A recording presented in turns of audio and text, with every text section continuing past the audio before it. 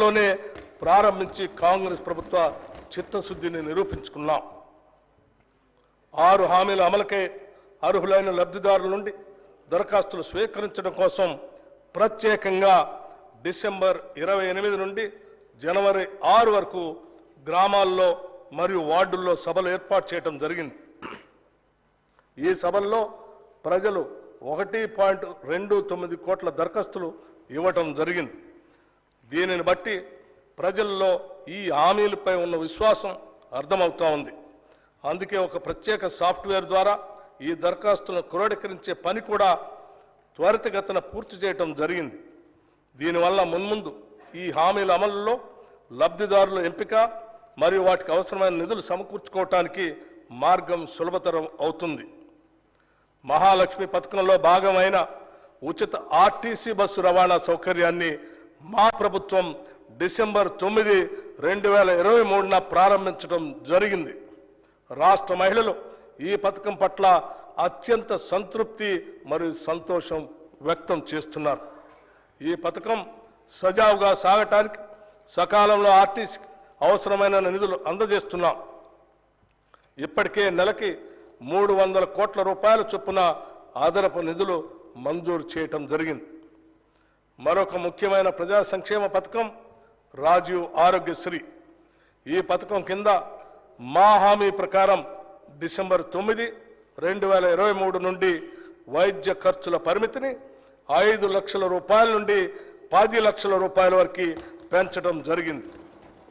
గతంలో ఆరోగ్యశ్రీ కింద చెల్లించవలసిన బకాయిలు చెల్లించనందున ఆసుపత్రుల్లో ఆరోగ్యశ్రీ సేవలు నిలిచిపోయి సామాన్య ప్రజలు తీవ్ర ఇబ్బందులు ఎదుర్కొన్నందున మా ప్రభుత్వం దీన్ని ప్రాధాన్యతగా తీసుకుని గత బకాయిలను కూడా వెంటనే విడుదల చేయటం జరిగింది. భవిష్యత్తులో కూడా ఆరోగ్యశ్రీ కింద వైద్య సేవలకు ఎటువంటి అడ్డంకి లేకుండా అవసరమైన నిధులు చెల్లించడం జరుగుతుంది. మా ప్రభుత్వ హామీల్లో మరో ముఖ్యమైన 2 హామీలు గృహజ్యోతి మరియు 500 రూపాయలకే వంట గ్యాస్ సిలిండర్ సరఫరా. గృహజ్యోతి పథకం ద్వారా అర్హులైన వినియోగదారులందరికీ నెలకి 200 యూనిట్లు ఉచిత విద్యుత్తును అందించడానికి మరియు అర్హులైన వినియోగదారులకి 500 రూపాయలకే వంట గ్యాస్ సిలిండర్లు సరఫరా చేసే పథకాలకి మరో ముందడుగు వేశాం. ఫిబ్రవరి 4, 2024న రాష్ట్ర మంత్రివర్గ సమావేశం ఈ పథకాల అమలుకి ఆమోదం తెలిపింది. త్వరలోనే తగిన విధి విధానాలు రూపకల్పన చేసి వాటి ఫలాలను ప్రజలకు అందించడం జరుగుతుంది. మహాలక్ష్మి, రైతు భరోసా, ఇందిరమ్మ ఇళ్ళు, చేయూత, యువ వికాసం హామీల అమలుకు మా ప్రభుత్వం చిత్తశుద్ధితో ఉంది. వాటిని వీలైనంత త్వరలో అమలు చేసే సంకల్పంతో ఉన్నాం. ఈ బడ్జెట్లో ఈ పథకాల అమలుకి 53,196 కోట్ల రూపాయలు ప్రతిపాదించడం జరిగింది. ఈ కేటాయింపు ఒక ప్రాథమిక అంచనా ప్రకారం మాత్రమే చేయటం జరిగింది.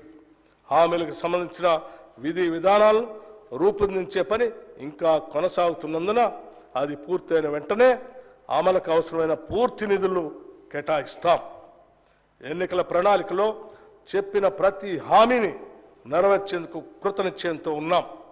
రైతుల కోసం ప్రకటించిన వరంగల్ డిక్లరేషన్, హైదరాబాద్లో ప్రకటించిన యువ డిక్లరేషన్, చేవెళ్లలో ప్రకటించిన ఎస్సీ ఎస్టీ డిక్లరేషన్, కామారెడ్డిలో ప్రకటించిన బీసీ మైనారిటీ డిక్లరేషన్ అన్నింటినీ ఖచ్చితంగా అమలు చేస్తాం.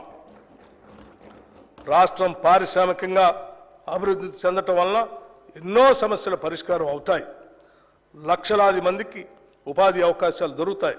ఉత్పాదకత పెరుగుతుంది. అందుకే తెలంగాణ రాష్ట్రం సత్వర పారిశ్రామిక ప్రగతి సాధించేందుకు అన్ని చర్యలు ప్రారంభించాం. ఈ దిశగానే గౌరవ ముఖ్యమంత్రి శ్రీ రేవంత్ రెడ్డి గారు మరియు మన ఐటీ పరిశ్రమల శాఖ మంత్రులు శ్రీ దుద్దిళ్ల శ్రీధర్ బాబు గారు ఇటీవల స్విట్జర్లాండ్లోని దావోస్లో జరిగిన వరల్డ్ ఎకనామిక్ ఫోరం వార్షిక సమావేశంలో పాల్గొన్నారు. మన రాష్ట్రానికి భారీగా పెట్టుబడులు తెచ్చే లక్ష్యంతో పలు పారిశ్రామికవేత్తలతో వరుస సమావేశాలు నిర్వహించారు. తత్ఫలితంగా మన రాష్ట్రానికి దాదాపు 40,000 కోట్ల రూపాయలకు పైబడి పెట్టుబడులు రానున్నాయని ఈ సందర్భంగా చెప్పటానికి సంతోషిస్తున్నాం. తెలంగాణ ప్రభుత్వం అనుసరించబోయే విధానాలను ప్రఖ్యాత పారిశ్రామికవేత్తలు ప్రశంసించిన విషయాన్ని కూడా ఈ సందర్భంగా మీకు తెలియజేస్తున్నాం.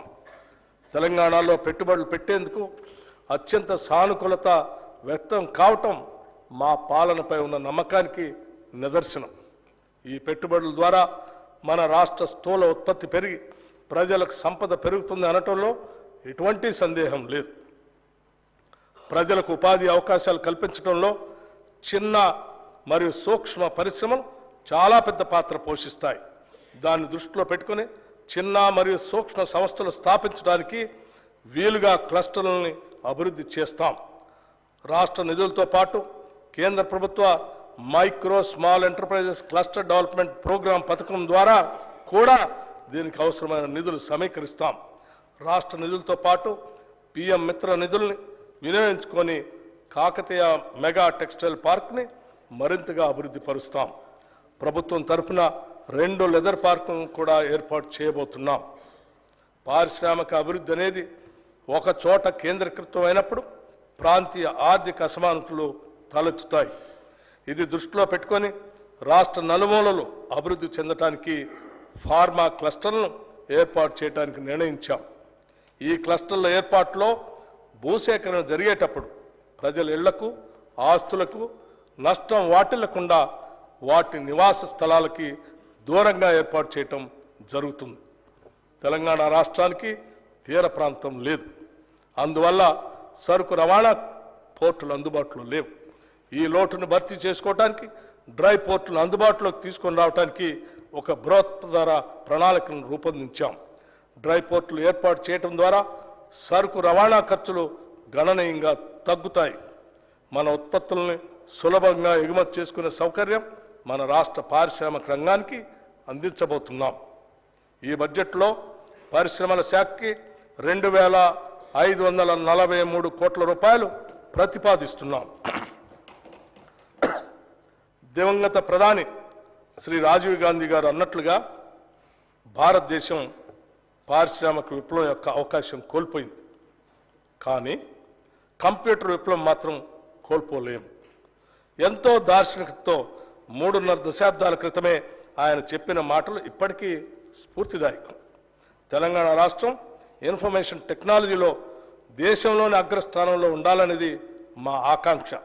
ఐటీ రంగంలో అభివృద్ధి సాధించడం ద్వారా తెలంగాణలోని గ్రామీణ ప్రాంతాల ప్రజలకి మరింత అధునాతన సౌకర్యాలు కల్పించడానికి వీలు కలుగుతుంది.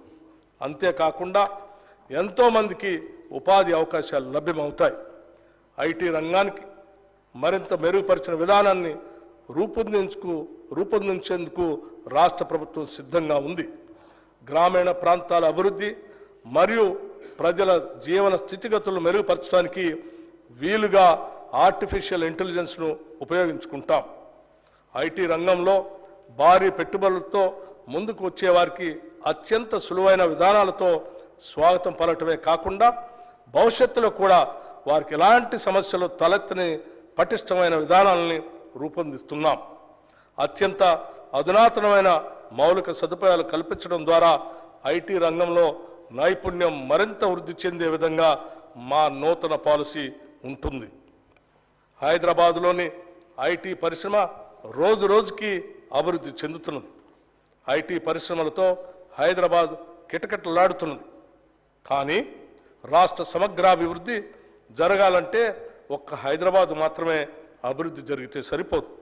ఇలాంటి అభివృద్ధి తెలంగాణ రాష్ట్ర నలుమూలలకు కూడా విస్తరించాలి. ఈ కారణంగా ఐటీ పరిశ్రమను ద్వితీయ తృతీయ శ్రేణి నగరాలకు విస్తరించేందుకు ప్రణాళికలు రచిస్తున్నాం. రాష్ట్ర వ్యాప్తంగా అన్ని ప్రాంతాల్లో ఐటీ పరిశ్రమలు రావాలంటే పటిష్టమైన విధానం ఉండాలి. అందుకే అమెరికాలోని ఐటీ సర్ అనే సంస్థతో సంప్రదింపులు జరుపుతున్నాం. దీనివల్ల తెలంగాణ రాష్ట్రం ఐటీ రంగంలో తిరుగులేని శక్తిగా మారుతుందనటంలో సందేహం లేదు. దేశంలోనే అత్యంత పటిష్టమైన ఫైబర్ నెట్వర్క్ కనెక్షన్ ఉండే రాష్ట్రంగా తెలంగాణని తీర్చిదిద్దుతాం. ఈ బడ్జెట్లో ఐటీ శాఖకు 774 కోట్ల రూపాయలను ప్రతిపాదిస్తున్నాం. ప్రజాస్వామ్యం అనేది కేవలం ప్రభుత్వ రూపం కాదు. ఇది ప్రాథమికంగా అనుబంధిత జీవన విధానం, ఉమ్మడి కమ్యూనిటీ అనుభవం,